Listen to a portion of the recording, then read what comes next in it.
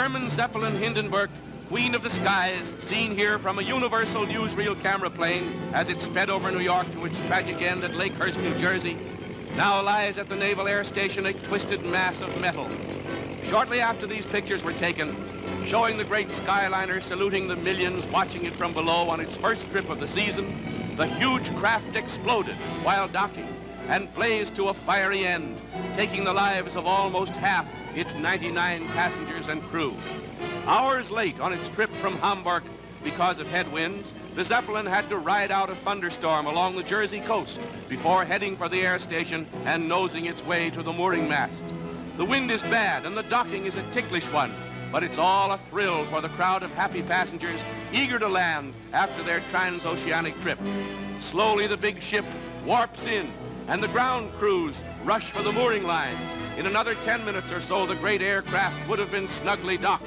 But as the passengers crowded the windows to watch, a roar and a burst of flame near the big tail fins turned the ship into a flaming inferno.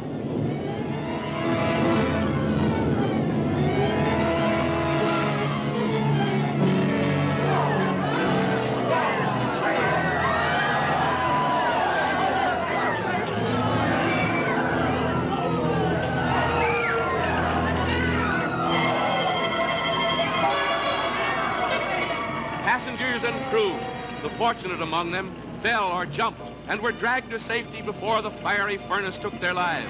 Heroic work by Navy and Army men risking their lives around the white-hot skeleton snatched more than one dazed and half-burned passenger from the blazing wreckage. But for the most of those trapped in the incandescent tangle, there was no hope. It's the greatest of miracles that anyone came out of the disaster alive.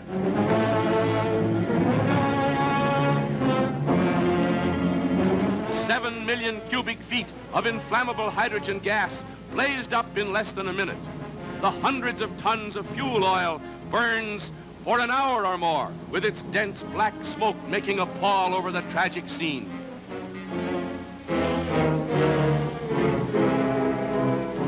In all the history of air disasters, this is the worst, the most terrible.